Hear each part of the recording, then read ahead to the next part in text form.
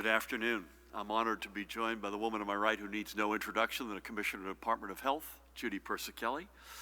To her right, the Department of Health's Communicable Service Disease Service Medical Director, Dr. Ed Lifshitz. Great to have you both.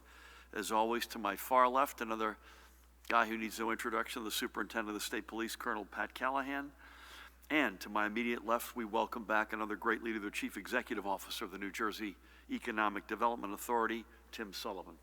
Also joined by the Director of the Office of Homeland Security and Preparedness, Jared Maples. And First Lady Tammy Murphy's in the house. Great to have you with us. Couple of items, if you'll bear with me. Today is the last day to register to vote for our July 7 primary election. So if you still need to register to vote, your registration form must be postmarked by today. Go to elections.nj.gov, as you can see on the screen, to find the voter registration form for your county, then fill it out, print it out, and drop it in the mail today. You don't even need a stamp. Now, I want to thank the overwhelming majority of New Jerseyans who made day one of stage 2 of our Restart and Recovery a successful one. From business owners to customers, there was overwhelming compliance, as Pat will discuss shortly, with social distancing and wearing face coverings. I know everyone was anxious to get back out into their communities, including yours truly, by the way, and the weather last night, as it is today, certainly cooperated to make it possible. But that we are able to do so responsibly is because of the work you have done to keep driving down the metrics that dictate our ability to travel down our road back. So tonight is another night, and I encourage you to keep it up. Please continue to follow the practices that we need to secure public health and to keep moving forward toward economic health. Keeping your distances, wearing a face covering, washing your hands with soap and water, or using a hand sanitizer. The basic stuff still matters the most. Let's keep at it and use our common sense for the common good, and as we do, we can look forward to moving deeper into our restart and recovery. So I've been asked, what did you do? Any lessons learned? So Judy, I'm going to again practice without a license, and Ed, see what you think. First of all, Tammy and I and 3 of our 4 kids had dinner in Long Branch outside. We had a short stroll before dinner on the boardwalk there and checked out things. Beautiful evening, a little bit cool, but beautiful. Not a lot of face coverings on the boardwalk. I'd like to see a lot more of that, and I know you would too. When we got to the restaurant was terrific. Considering these restaurants, other than for takeout service, a lot of their kitchen and wait staff have clearly been idled. So I've heard the story from many friends, they bounced back up and down the state very quickly. Hats off to our restaurant industry. They were overwhelmingly good. The customers, I think, were overwhelmingly good, and I've heard this from anyone else who was out last night. Folks were very good about wearing their mask in, wearing their mask as they left, wearing their mask using the restrooms. Hardly anybody wore their masks at their table. And so I get asked about that and how do I view that? And I view sort of 2 different tables differently. Last night it was Tammy, me, and our 3 kids. We've been holed up with them, plus our daughter Emma, who wasn't with us for 3.5 months. We're in a bubble. But even when we eat indoors now, as our kids begin to see their friends, even we keep our distance, even in our own family inside. I have the honor later on of having knocking a few back with Judy and Pat and Jared. On me, by the way, my treat. But we'll be at a table, and we don't normally get closer than this. So if we are closer than this, we're going to probably have a mask on. So I think that not only does it matter that your table is separated from the other guy's table, it also matters who's at your table. And if there are folks in your bubble, you have more latitude, it seems to me, than folks who have not been in your bubble, and you're trying to cross in with each other. So that was my science lesson for the day. Look forward to our beer, Judy. Now, Tim Sullivan is here with us today for an announcement that, while it is not directly related to COVID-19, is something which will be part of our long-term economic recovery and augment our state's long-term resiliency. We are pleased to announce the plans for the nation's first purpose-built marshaling and manufacturing port dedicated to the offshore wind industry, the New Jersey Wind Port in Lower Alloways Creek in Salem County. The New Jersey Wind Port is one way that will position our economy for growth as we emerge together from this pandemic. We are committed to this project being inclusive in every aspect, with a focus on a diverse union workforce in its construction and bringing women and minority-owned businesses to the project. This is an exciting partnership driven by the Economic Development Authority, which is why Tim is here, alongside private sector partners, including PSE&G, that will mean an investment of at least $300 million in our infrastructure, in our future, and in thousands of green energy jobs. We have set one of the nation's most ambitious goals for generating offshore wind energy, a goal of 7,500 megawatts by the year 2035. That's just 15 years from now, by the way, on our way to a 100% clean energy economy by the year 2050. To meet this goal, we must be as ambitious in building out our energy infrastructure as we have been in creating this vision, and the New Jersey Wind Port is critical to this effort. We aim to begin construction in 2021, next year, with a 25-acre manufacturing site and a 30-acre marshaling and staging site coming online first. Eventually, the wind port will house multiple factories, creating thousands of jobs, where the parts for offshore wind turbines will be built, as well as the staging areas to move them directly from the port to the offshore wind farms that are going to rise not just off our coastline, but up and down the Atlantic seaboard. We will take full advantage of our world-leading and central geographic location, one that is literally perfectly situated for offshore wind marshaling, to drive the growth of a new industry right here. This is a once-in-a-generation opportunity. As we restart from the pandemic, I do not want to see our state simply get back to where we were before COVID-19 in almost any respect. I want to see us move far beyond, to a place that we have never been before. And the emerging offshore wind industry is one that gives us this tremendous growth potential and offers this opportunity to position ourselves as a leader in an emerging global industry that will create jobs for years and years to come. This is how we re-emerge stronger, fairer, and smarter. It's how we put the economic lessons we have learned to work. And I must also express my sincere appreciation to Senate President Steve Sweeney and Assemblyman and Chairman John Berzicelli in particular, who have been strong partners in getting us to today. I will ask Tim in a few moments to give more detail and color on the wind port, but it comes down to this. It has been nearly a decade since New Jersey first set its sights on becoming a global leader in wind energy. We've already made huge strides in setting our goals and in bringing in our first partners to help meet those goals. And now we're taking the next step forward. Before we get to the numbers, I also wish to address two other issues, if I may. First, I join with the many New Jerseyans celebrating yesterday's landmark Supreme Court ruling protecting our LGBTQ plus fellow New Jerseyans from being discriminated against in the workplace. That the question of whether an employer could fire an employee, especially one proficient in their jobs, simply because of their identity or orientation, even had to go to our highest court, was absurd in and of itself. But the fact that the opinion telling us the logical answer, no, they cannot, by the way, was one that largely united the court's two wings, that should give us hope for the future. And it's fitting that this ruling came right in the middle of Pride Month and just shy of the anniversary of the Stonewall Uprising. Thankfully, what is now the law of the land has already been the law in New Jersey, and we will continue to stand by and up for our LGBTQ plus family, friends, neighbors, and colleagues in all that we do. This is because discrimination in our country is not just something in our history books. We still see it today in all of its heinous forms.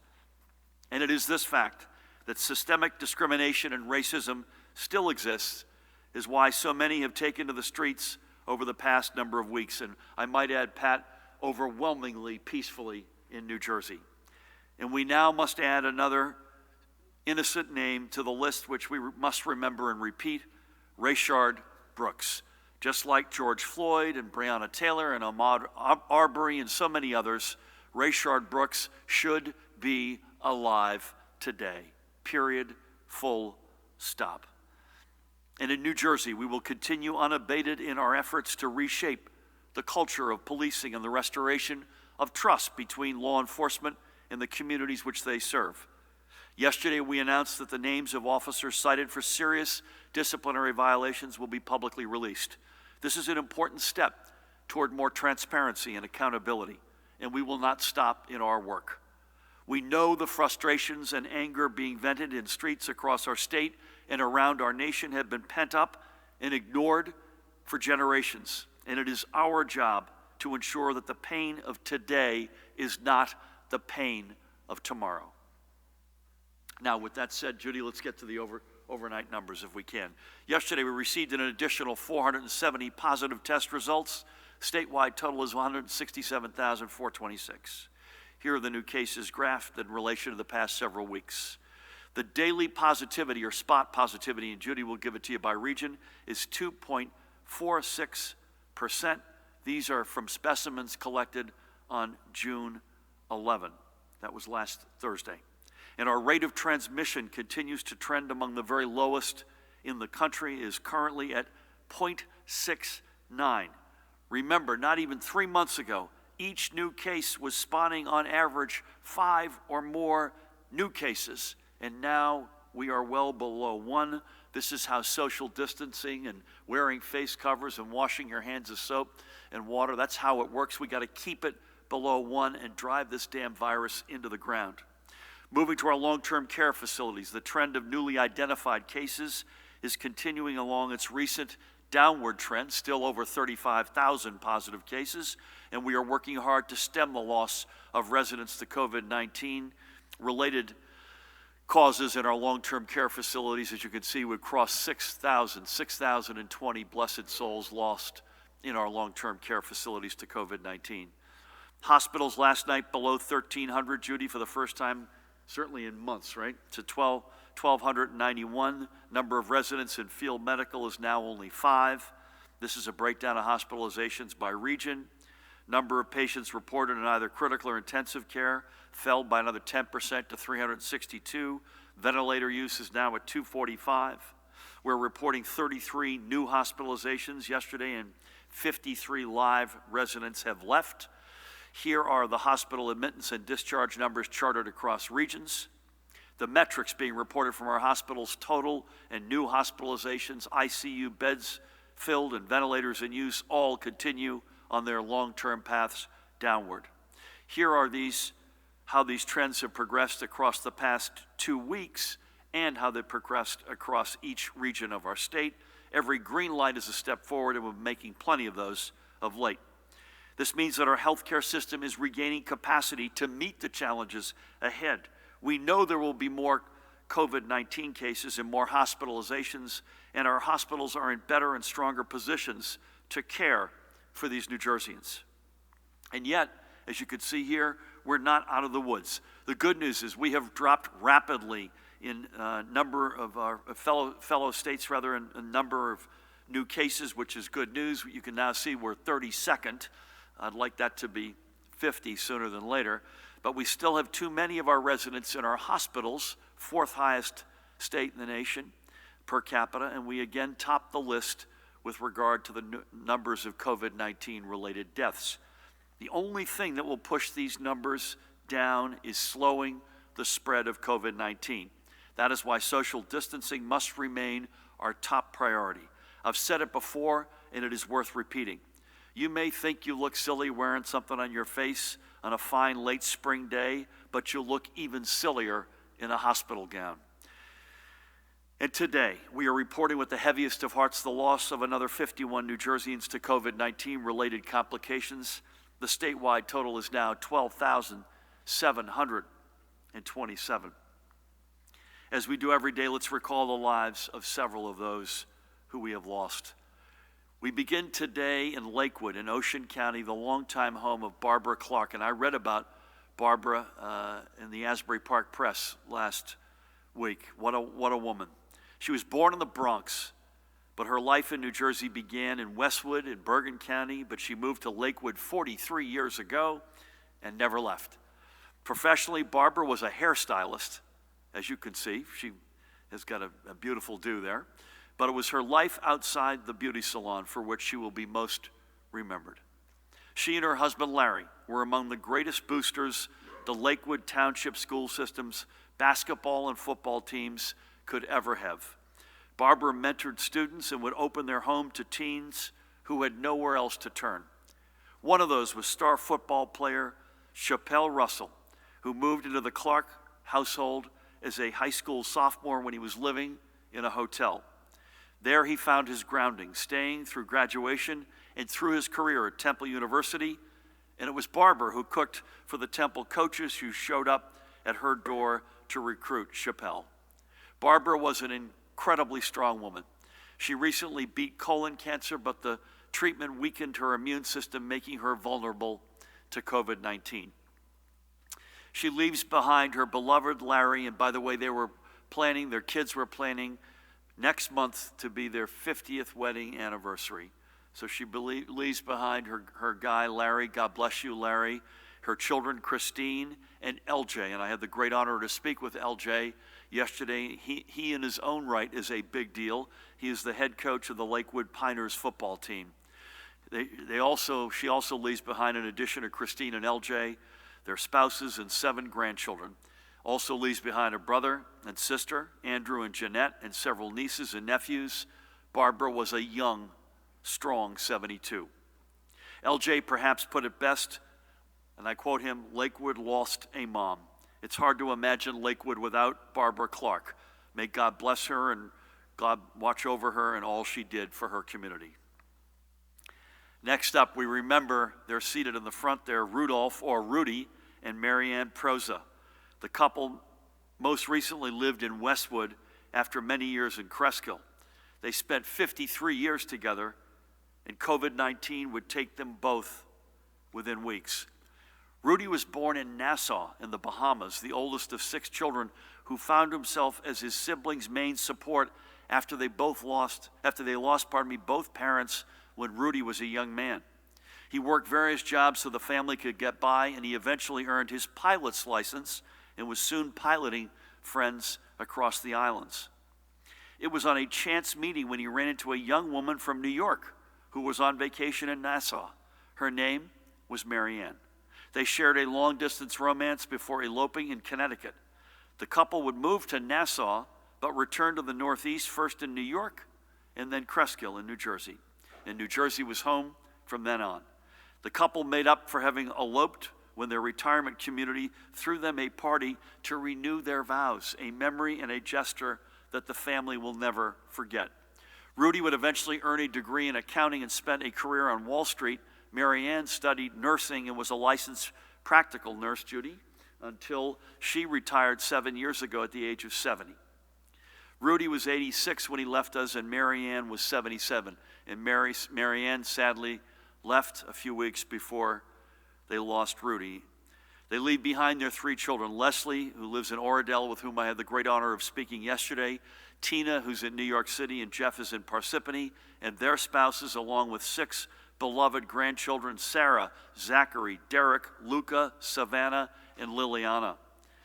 I spoke with Leslie, as I mentioned, at their retirement community. They were referred to as the mayor and first lady. And sadly, Rudy went blind in the last weeks of his life, and he was unable to see his blessed Marianne as she went and left us before him. What a story, what a romance, what lives they led. May God bless them both and their terrific family that they leave behind. So as you all head out to dinner outside somewhere tonight, or as you walk through your downtown, or even as you head to the DMV, take a minute and remember Barbara, Rudy, and Marianne. Then look at our flags, which remain at half-staff in solemn honor of every single one of the 12,727 New Jerseyans we have lost in this pandemic. And then remember why we must continue to keep up with our social distancing, and remember why personal responsibility, that notion of common sense for the common good, is the only thing that is allowing us to undertake our restart and recovery. It is a beautiful day in New Jersey, but for some families, those in mourning and those fearful for a loved one in the hospital, it is dark and foreboding. Let's take our responsibility to our families and to our neighbors and to our communities seriously, as you have been, by the way, and let's keep working to get ourselves through stage 2 and then on to stage 3. With that, it is my pleasure and honor to turn the briefing over to a terrific leader, the Chief Executive Officer of the Economic Development Authority of the great state of New Jersey, Tim Sullivan. Thank you, Governor. It's an honor to be here, and always great to be with you, Colonel, and with you, Commissioner. We're reminded from those beautiful remembrances you just offered that this is first and foremost a public health crisis, and as we recover from the health crisis, we seek to pursue an economic recovery that brings us back to a better place than we were before. The wind port that we're here to talk about today, and we're really excited to be announcing, I think is a central part of how we bounce back stronger and fairer and more resilient in the face of not just COVID-19, but in the face of climate change and so many other things that we're facing. There's two big reasons to be excited about offshore wind. One of them is the energy and environmental benefits, which the Governor's spoken about at length. The other is for the economic impact for the jobs. And to really access the sweet spot of the economic impact of offshore wind, you need a big port asset. And across the region, we've seen that there is an undersupply of these big marshaling ports that are purpose-built. This is in fact the first purpose-built offshore wind port in North America. And this is the key to unlocking potentially thousands of jobs in manufacturing, in assembly, and in operations in New Jersey. This is a $500 million annual economic impact project. We expect it to be a $300 to $400 million investment in the construction and development here. It's part of a rapidly growing industry and really a once-in-a-generation opportunity, as the Governor described. The states along the Northeast, North Atlantic, from the Carolinas up through Maine, have committed to supporting more than 25 gigawatts of offshore wind construction over the next 15 years, $100 billion. New Jersey is 7.5 of those gigawatts are New Jersey's commitment under Governor Murphy's leadership, I think on a per capita basis, #1 by a comfortable margin. This is a huge opportunity not just to capture the manufacturing and job dimensions of New Jersey's investment, but of the entire region's investment, and make New Jersey and South Jersey the capital of American offshore wind. What we're talking about here is enough offshore wind to support 17 million homes being powered. This is a rendering of the site. Again, this is Lower Alloways Creek in Salem County. This is, as I mentioned, the first purpose-built offshore wind port in the United States. The size and scale of the infrastructure that is required to build these wind farms is staggering. We're talking about infrastructure that is as tall as the Eiffel Tower in some cases. That means you can't just build them anywhere and assemble them anywhere because they go out to sea upright. You need to find a site that is not only along water, but is outside of major bridges, doesn't have electrical wiring and other infrastructure that hangs over it, and can get out to sea pretty quickly. The site here in Salem County, which is right adjacent to the PSE&G nuclear facility in Lower Alloways Creek, is something of a unicorn in that regard. It's 200 plus acres, not particularly close to anyone's house, right on the water, with all the attractive physical infrastructure you'd ever want, and more or less shovel ready and ready to go. This is a really exciting opportunity, and we think the economic impact of this is going to be extraordinary. This is $300 to $400 million of a green infrastructure investment right as we need it most, as we begin to bounce back and continue our bounce back from this terrible pandemic. We're talking about 1,500 permanent jobs in manufacturing, assembly, operations. We're talking about hundreds of construction jobs that would start as early as the first quarter of 2021. And we estimate that this port will drive $500 million of annual economic activity every single year. This is a big deal, and we expect to pursue it, again, as the Governor mentioned, with the same principles and commitments that have been a centerpiece of the Murphy administration's not just economic development approach, but overall, policy approach. This is a port that will be built, every single piece of it, with union labor. We intend to set a new standard for diversity and inclusion when it comes to minority and women-owned businesses, particularly contractors and workers. This is green infrastructure that will support clean energy and renewable energy will also be built and designed with the best green infrastructure design components. And this will be an open port that enables competition that keeps energy costs lower. That's an incredibly important part of this agenda here, is to not just support the projects that will be built through the BPU solicitations and President Fiordaliso and his great team, but also to capture business opportunities from solicitations and wind farms that are being built in and by nearby states, because this is a huge opportunity. We think this is the best situated site in the Northeast and in North America to support the offshore wind industry. And so we're extremely excited about this. We're eager to obviously get going with the next phases of the development and advance this now that we've announced it, and begin things like permitting and final design as we work to advance this, and again, get construction underway as early as the first quarter of next year. If I can, Governor, I just want to say a couple thank yous. Our team at the EDA, led by the Office of Economic Transformation, Brian Sabine has been captaining this from the get-go. When you first took office, we started talking a lot about how to pursue economic development differently and more broadly. One of the things we did was set up this Office of Economic Transformation. A lot of people said, what does that mean? It means projects like this that are game changers to support brand new industries. I also want to thank Jane Cohen and Evan Weiss in the Governor's Office, and in absentia, Kathleen Frangione, who helped lead so much of this before her departing. And of course to you, Governor, to you, First Lady, and to George and Matt and everybody in the front office. This is a big, big win. This is a big deal, as they say. As Joe Biden would say, right? I was going to let you have that one. Yeah. A couple things before Judy asking you to come on with your daily report. This is a huge deal.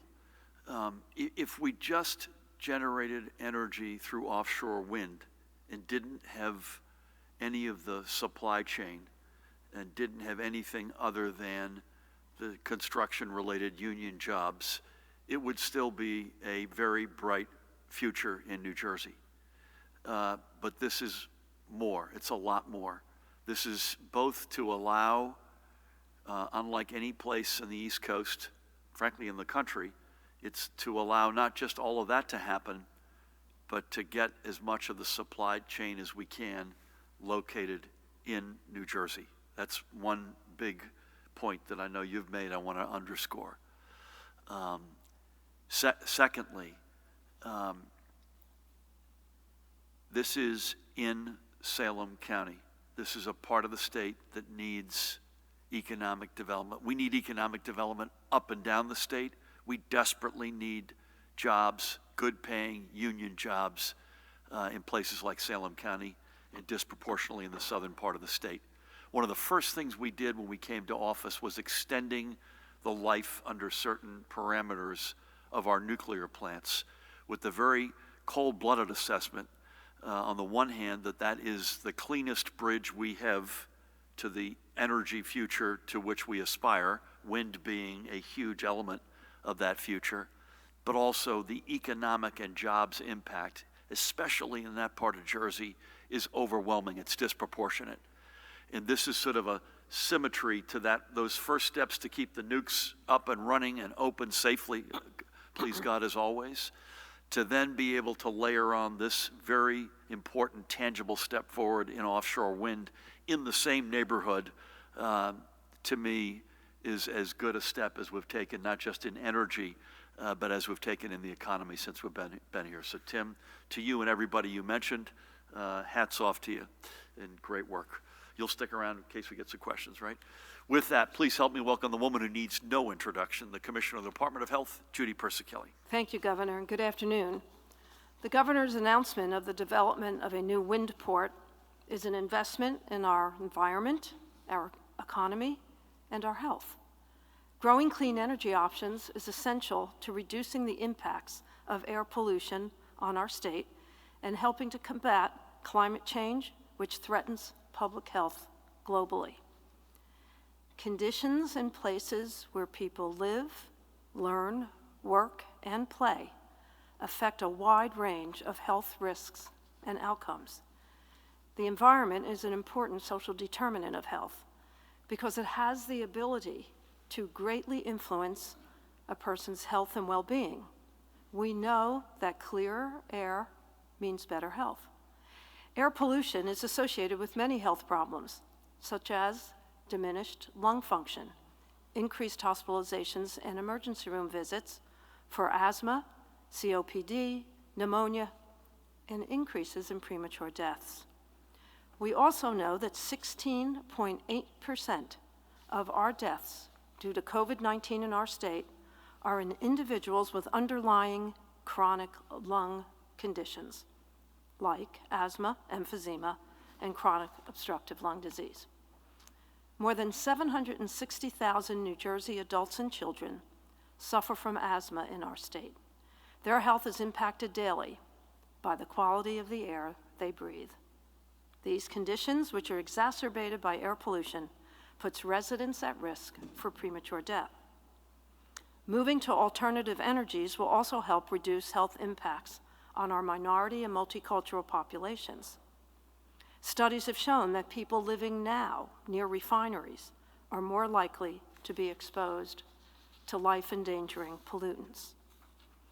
Increases in global temperatures could cause associated increase in premature deaths related to worsened ozone and particular pollution in the air we breathe. According to the CDC, with no change, we can expect thousands more premature deaths nationally per year by 2050 due to declining air quality. And studies have shown that taking global action on climate change could improve public health. Today, New Jersey is taking another step forward in being a clean energy leader, which is also an important investment in the health of our residents. Moving on to my daily report, as the governor shared, our hospitalizations reported 1,291 individuals with 362 individuals in critical care, and 68% of those critical care patients on ventilators. Unfortunately, we are reporting 2 new cases of multisystem inflammatory syndrome in children, for a total of 42 cases in our state. The children affected have either tested positive for active COVID-19 infections or had antibody tests that were positive, indicating exposure to the virus. In New Jersey, thankfully, there have been no deaths. The ages of children affected range from 1 to 18. 4 children are still currently hospitalized. The breakdown of race and ethnicity of these cases is white, 19%, black, 33%, Hispanic, 36%, Asian, 8%, and other 3%. The governor reviewed the new cases and deaths reported today. In terms of deaths, the breakdown of deaths by race and ethnicity is as follows: white, 53.9%, black, 18.5%, Hispanic, 20.3%, Asian, 5.6%, and other, 1.7%. As reported previously, the underlying conditions are cardiovascular disease at 56%, diabetes mellitus at 45.3%, other chronic diseases 31.4%, neurological disability 17.8%, and as I just reported, chronic lung disease, asthma, emphysema, COPD 16.8%, renal 14.6%, other 14.4%, and cancer 9.7%. There's 1 new positive case and 1 new additional death at the state's veterans' homes for a total of 386 residents that have tested positive and 146 deaths of our veterans. Our psychiatric hospital numbers remain the same. Our daily percent positivity as of June 23rd is New Jersey, I'm sorry, not June 23rd. We haven't reached June 23rd, yes, that's last week, last Thursday. Daily is 2.46%, northern part of the state 1.7%, central 2.21%, and southern 4.81%. That concludes my daily statistical report. Stay connected, stay safe, stay healthy, and get tested. Thank you. Judy, really compelling. Thank you, by the way, for today and every day, but really compelling on the question of pollution and air quality. You know, we've said this over the past number of years, less specific to COVID-19, but it's related. Asthma rates, just to pick the wards in Newark and, say, Elizabeth that abut the port and all the truck traffic there, is a great example of that. The faster we can get to a better reality in terms of how we generate our energy, how we regulate moving vehicles. The healthier we will be, the better we will be. And again, the racial disparities, whether it's in the children's inflammatory syndrome or in the fatalities that you announce every day, the gaps, the racial gaps and inequities scream out at us every day in every way. So thank you for always addressing that. Pat, I think we had a good run here on compliance, but would love to get your sense and any other news you've gotten. Thank you for everything. Thanks, Governor. Good afternoon. Yes, again, the protests continue peacefully. It's been that way since May 31st in New Jersey. I believe there were 6 that The Rock was informed of today, 7 for tomorrow. And certainly everyone's peaceful protests are greatly appreciated by all of us. Last night, with regard to compliance, there was 1 EO violation issued, and that was for a restaurant in Patterson, Governor, to your point in your opening remarks, which had hundreds of people both inside and out, and the Patterson police responded to that and cited the manager. And just to your point with regard Trust me, we'll now hear from the mayor, I promise. I would have heard from that already.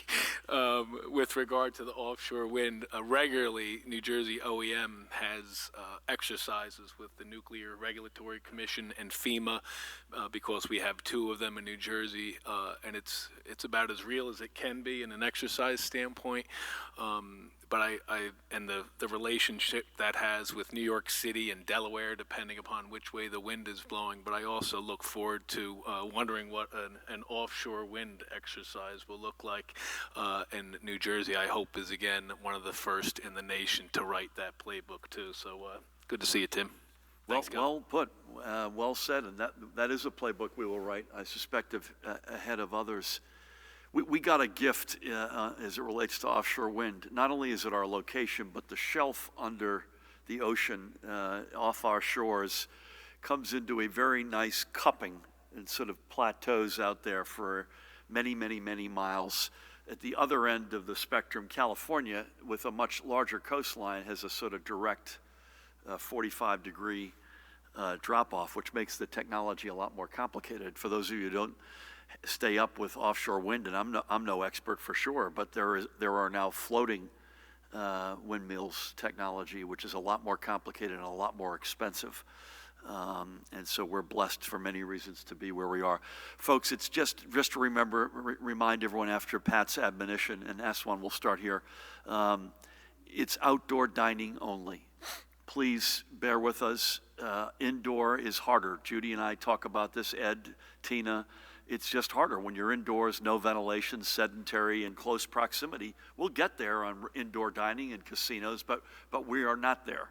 We are not there yet. So this is outdoor only, and even then, keep up the great work on social distancing, masking for the wait staff and gloves and whatnot. Again, the experience that we had last night couldn't have been more perfect. I also want to give Martell a shout out, who's here almost literally every day. Martell, we're going to have you come up and make a presentation in one of these upcoming conferences. With that, sir, do you have anything? Yes. Good afternoon. Governor, do you have any comment on the 500 to 700 ballots mailed to Republicans in Bernardsville that were incorrectly printed with only Democratic candidates? Do you have any update on the investigation into voter fraud in Patterson that reportedly includes the FBI and Attorney General's office? Do incidents like these change your confidence in the July 7th primary, or change your thinking about whether the November election in the state will be all or mostly vote by mail? Thank you. I've got nothing specific to add on either, did you say Bernardsville? Bernardsville or Patterson. Matt Platkin has joined us. Matt, good to have you. If you want to add anything to that, please feel free. No, I continue to have a high degree of confidence in July 7, and that's not to say that I'm denying there may or may not have been failures in the system. But we've got a balance, and I think we've spoken of this. I want to just reiterate, we're trying to balance 2 really important objectives. One is voting is the sacred stone in democracy, and to allow as many folks as possible to vote is a huge imperative to open democracy up as best we can. And the other one, with Judy and Ed beside me, is to keep people safe and healthy. So we have, for those of you who may not have followed it, we have got the following for July 7, and we are committed to this, is if you're a registered Democrat, you're automatically going to get a ballot for the Democratic primary. If you're a registered Republican, you're automatically going to get one for the Republican primary. If you're unaffiliated, you'll get an application should you choose to vote, and I hope you do, in whichever of those two primaries you choose to vote in. And then if that weren't enough, on July 7, with Judy's input and oversight, we'll have a 50% in-person voting capacity in each county, and we will have at least one polling location in each township in each county. And I'm confident that that's the right mix, and that's not making light of any snafus that may have happened. We have, just say, no guidance on November at this point. We won't give guidance. We'll certainly want to see how July 7th goes, but that guidance, there's no need to do that now. We won't do it now. The more information and history we have, particularly from a health perspective, the better a decision we'll make as we come closer. Thank you. You good? Sir. Governor, could we get an update on the state's efforts to implement short-term recommendations from the Manat report, like the effort to create an emergency operations center and plan for safe reopening of these facilities? Thank you. Judy, do you want to hit that? Thank you for that. We're having daily meetings within the department to develop the structure for the Emergency Operations Center and who would be staffing it. Additionally, we'll be posting soon an assistant commissioner's position for long-term care specifically. And we have some really interesting proposals from hospital systems that are willing to help us with what I call a hub and spoke system, where we'll have the emergency center centrally at the department and spokes throughout the state to make sure that the long-term care facilities have connectivity to larger systems or facilities that can help with education, ongoing education and training for donning and doffing and emergency preparedness, et cetera. So moving as fast as we can, and the steps so far look exciting and good for long-term care. Judy, on visitations, you're still analyzing that. Is that accurate to say? Yeah, we're looking at that this week. You know, that's, as I've said before, this is the most vulnerable population, and we want to be really vigilant about how we carry that out. So we are looking at what other states are doing and their experiences, and we should have something, if not the end of this week, beginning of next week. This is one that a lot of heartstrings are getting tugged on this one, and people rightfully are pointing out they haven't seen a loved one in months other than FaceTime or through a window, and that's not good for anybody's mental health, either the resident or for the family member. But you see the devastation that we summarize every day in terms of both the numbers and the lives lost. And this is without question, Judy, and I'm saying this without a medical license, overwhelmingly our most fragile and in danger, if you will, population. We've got to get this right. So thank you for that. Elise, good afternoon. Good afternoon. Last month, the EDA announced $50 million in small business emergency assistance grants. Business owners are asking me how much of that money has gone out. Is it at risk of being returned to the federal government if it isn't all committed by a particular date? And my next question is from Nikita at NJ Globe. When, Governor, did you find out about Michelle Brown's golden parachute at Shoes, New Jersey? And do you approve or disapprove of severance agreements such as this in quasi-government positions whose CEO is named at the governor's recommendation? Thank you. Yeah, I'll take the second one first, and then Tim, you should address Elise's first question. You say quasi-government. It is a private, I've described it outside the castle, inside the kingdom organization, but it is privately funded. And while I'm a huge believer and supporter of Jose Lozano, that actual board has to approve, as an example, his position there. I can't remember when I first heard about it, but I was aware of it. But again, this is not under my control. I don't have a general philosophical view one way or the other on severance payments, other than they have to be deserved. And beyond that, I've got no more insight into the specifics of that. I believe it was a couple of, it was early on in 2018 is when it happened, I know. Tim, how much of the $50 million in grants is out there, and are you at all concerned that we may have a clawback for any monies that are not already on the street? So of the $50 million that the governor allocated for supporting small businesses, we broke that into two buckets: a $5 million allocation to fill some of the backlog from our first round of grants, which we did in April, and then $45 for some new round that we took applications for last Tuesday. That first $5 million is plus or minus a couple $100,000 out the door. The second 45, we expect to begin hitting the approval button hopefully by the weekend on the first crop of applications that we received last Tuesday. We're sitting at around 31,000 applications. We can probably fund 16, 17, 18,000, somewhere in there. That leaves out Essex County, which put an additional $10 million of their CARES Act money on the table for Essex County businesses in addition to that. So that money will be, I have plenty of things to worry about.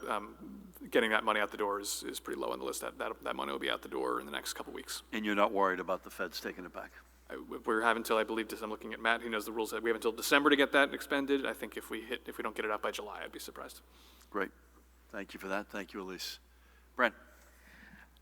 Hello, everyone. Are you afraid the resurgence you're seeing in other states could happen here and could cause you to slow up or even scale back stage 2 of reopening? Chris Neuwirth just filed a lawsuit alleging he was fired because he pushed back on a request made through Colonel Callahan to do a favor for George Helmy, who wanted relatives of his tested for the virus at a time when tests were limited. Do you have a response? And Colonel, did you ask for this favor? Why didn't Commissioner Persicelli and the commissioners of the state's human services and military departments testify at today's Assembly Committee hearing on the state's response at long-term care? And a woman outside said she had to borrow money to drive here, hoping she could get someone to help her because she still hasn't gotten unemployment payments. How can the state help with residents like that? Is she literally outside? She was earlier. She was. Martell or somebody, could you see if you could get her I got her details? info Could we get her give us her details? Okay. Thank you. I'll deal with these in reverse order. If there's did you say he filed a suit? Okay, so neither Pat nor I are going to be able to comment on that, but I want to say it was related to Pat Callahan and George Helmy. Is that what you said? Okay, I've said this about Judy, and I mean every word of it, and I will say it about Pat and George. I literally don't know where we would be in this state without Pat Callahan and George Helmy. They are literally, along with Judy, they are heroes, and they earn that every single minute of every single day. Again, I cannot even fathom what our state would look like without them and without Judy and what they've done. When there are committees testifying, to use a phrase that we use, we're still flying the plane. We just announced 51 fatalities overnight. We still have 1,291 people in the hospital. We've lost over 6,000 people in long-term care facilities. When we can get to these hearings and cooperate, we always cooperate. The question is it by written answer or physically in the room? And part of the reason why the written option exists is if you're in a situation, I don't want to speak for Judy, but I don't think she took the morning off. You were working this morning, Judy, right? So the opportunity to submit something in writing, it's there for that reason. I'll answer the resurgence question, but I'd love you and Ed to each weigh in on this. Yeah, I do worry about that. I worry, I think I've said this on a number of occasions, even if we bat 1,000 and reopen perfectly, and I think so far, there's a whole group of people who want us to go faster, there's another group of people over here who want us to go slower, which tells me that we're probably going at about the right pace because there's a fair amount of chorus from both sides every day. When you've got the rate of transmission in 0.6 something and positivity at 2 point something %, those are really good indicators. Having said that, no matter, as I said, if you bat 1,000, this virus, by its very nature, is going to come back. I don't want to be critical of other states because New Jersey is the state that we live in and 100% of our time is focused on. But I do think, particularly if we open up indoor stuff too quickly, we do, and we probably will have this risk, but the longer we go, and again, it's not forever, it's going to be soon, I promise you, but the more time on the clock, I said this the other day, you've got two competing realities, and I'll turn it over to the experts. One is, if you look in March with a rate of infection of 5.3 something, there isn't any amount of PPE, face coverings, social distancing inside in close proximity that's enough to overcome that. But the double reality of driving that rate of infection meaningfully below 1, and all the social distancing, face coverings, soap and water, all the curve flattening that you all out there have been so extraordinary at, that combination is workable. You can actually get there, and we will get there.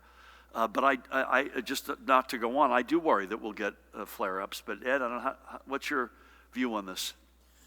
Well, I get paid to worry, and when this started, my hair was dark as yours, and now it's gray. So yes, of course I'm worrying, and I'm just going to echo what the governor has been saying. You know, I think we are taking the common sense actions to try to open the state as best that we can, realizing that everybody out there has to contribute. It's all the social distancing, it's wearing the mask, it's all those sorts of things that we've been talking about all this time. And I'm going to say something else. You know, every day here, the governor puts up pictures of people who've passed away, and I think that's incredibly important, that we never think of these as just numbers, but actual people's and real lives. But the pictures that we don't put up, the pictures that I wish we could put up, are the pictures of the people whose lives have been saved. Because without a doubt, all the people out there have literally saved thousands of people in New Jersey. And of course, the problem is we don't know exactly who they are to put their pictures up, but they're real people. They're real people who are with their families and going about their normal lives today because of what everybody in New Jersey has done. And basically, we need to continue that, and I hope we will. Well said. So I'm going to mask up Ed. Thank you for that. Judy and Ed, thank you, as always, for being here. Pat, as always, Jared, Matt, First Lady Tammy Murphy, and a particular treat to have Tim Sullivan with us today. I could say with a high degree of confidence, Mahan, unless you correct the record, we'll be together at 1 o'clock tomorrow. Folks, keep up the great work. Whether you're going out to your favorite restaurant or your favorite store, whether you're protesting the stain of racism in America, whether you're walking on a boardwalk, whatever it might be, we have set the American bar. Let's keep setting it. Keep social distance. Cover your face when you're out, particularly if you're outside of your bubble, outside of your family. Hands with soap and water and disinfectant. We keep doing that. There's no stopping us. Thank you all again. God bless. We'll see you tomorrow.